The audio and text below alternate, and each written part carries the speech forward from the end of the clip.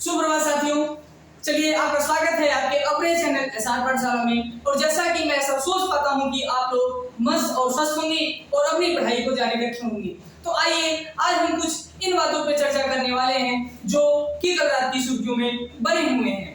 तो सबसे पहले हम बातें करेंगे जो हमारा हेडिंग पड़ा हुआ है, क्या क्यों चर्चा में है जियो।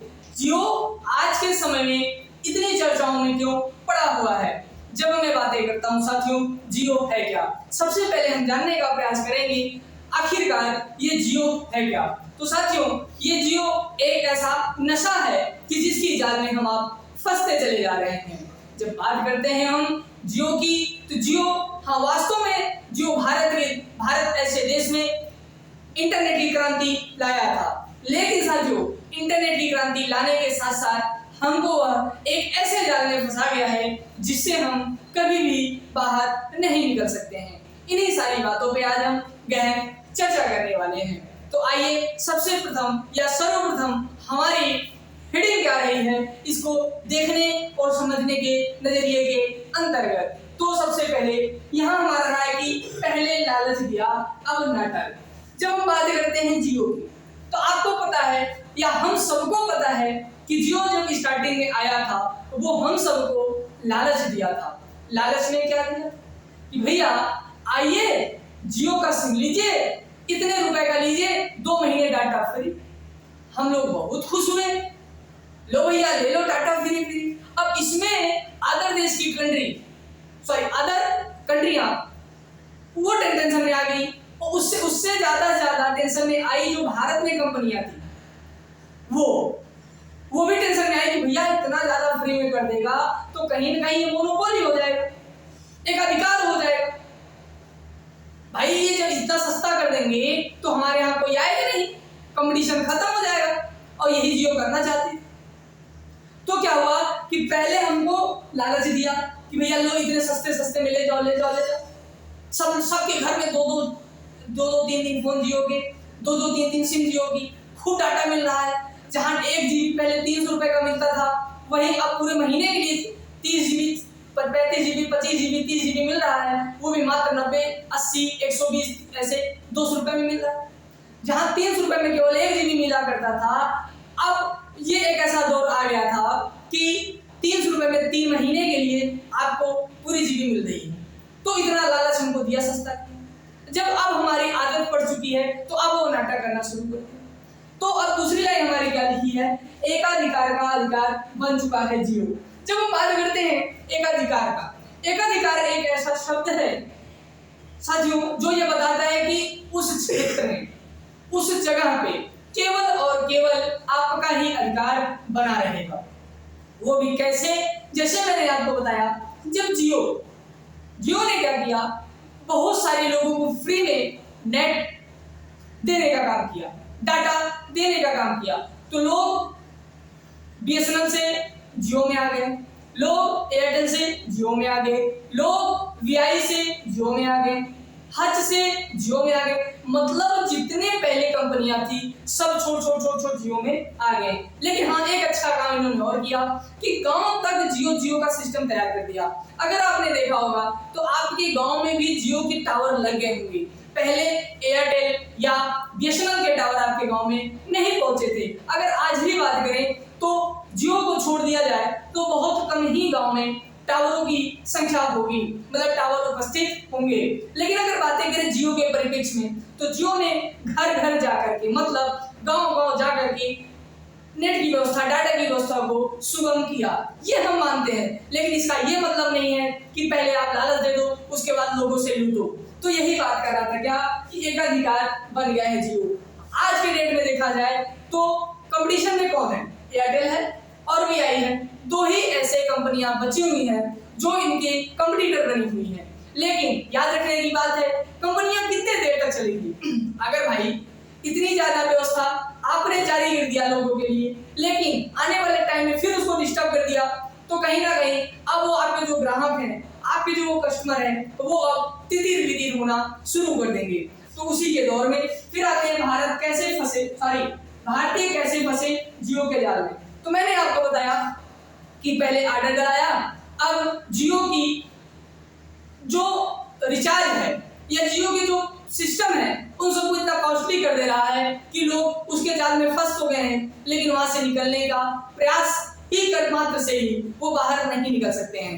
फिर अगर हम बातें करें इनके कितने यूजर्स हैं, तो लगभग अगर हम बात करते हैं जियो के केवल 45 करोड़, केवल अभी जो डाटा हमको मिल पाया है वो 45 करोड़ बताया जा रहा है। मतलब पूरे देश में जितने लोग रहते हैं उसमें केवल 45 करोड़ जियो के ही हैं।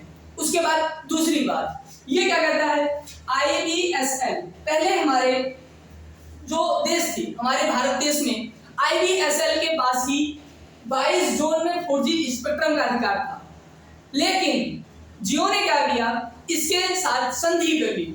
संधि का मतलब इसके कुछ पार्ट को खरीद लिया, इतने परसेंट डाटा का, 30%, 40%, 50% डाटा को खरीदा, फिर उस पे वो एक अधिकार लगाना शुरू कर दिया। ये भी एक बहुत बड़ा फैक्टर बनता है मोनोपोली का, मतलब एक अधिकार लगाने का। फिर जब हम बातें करते हैं कि ये जियो कितने क्षेत्र में आगे बढ़ा है, कहां कहां से हमको फंसाने का प्रयास किया है, साथियों याद रखने की बात है, जब जियो नया नया आया था तो वो हम लोग को कैसे जाल में फंसाया, इसको थोड़ा गौर से सुनिएगा। अगर आपको ये क्लास पसंद आ रही हो तो साथियों लाइक तो जरूर कर दीजिए, क्योंकि आपके लिए इतना ज्यादा मेहनत यहाँ पे किया जा रहा है, लेकिन आप लोग लाइक नहीं करते हैं, प्रॉब्लम यही है। लेकिन अगर आप लाइक कर देंगे तो हमारा मनोबल भी बढ़ेगा और हम आपके लिए अच्छी अच्छी वीडियो लाने का प्रयास करेंगे। तो हाँ, हम बात कर रहे थे कि जब जियो नया नया आया तो नया नया आया, आपको डेली 2 GB डेटा दे रहा है, तो वो 2 GB डेटा आप खर्च कहाँ करोगे? आपके सामने ये समस्या उत्पन्न हुई कि नहीं? तो यही किया जियो ने, दिमाग खेल गया आपके साथ। जब 2 GB आपको डेली मिल रहा है और भारत में बेरोजगार लोग बैठे हैं, वो करेंगे क्या भैया?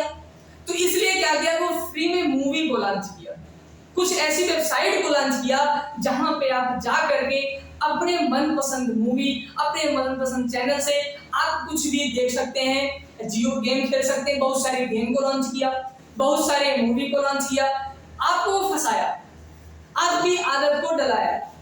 जब आपकी आदत हो चुकी, आप वो नाटक करना शुरू कर दिया।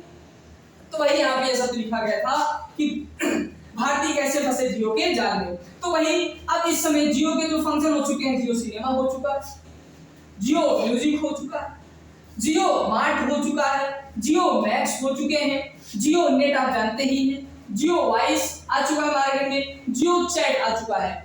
इन्हीं सारे फैक्टर के आधार पे, इन्हीं सारे फैक्टर के अनुसार ही जियो क्या कर रहा है, हमको अपने जाल में फंसाता चला जा रहा है। लेकिन प्यारे साथियों, इन्हीं सब बातों में अगर हम लोग ऐसा सोचते रह गए, केवल हमारे सोचने मात्र से ही काम हो सकता है। अगर हमने सोचा तो हमने इसका विरोध किया, अगर हमने सोचा नहीं तो इसका विरोध भी नहीं किया।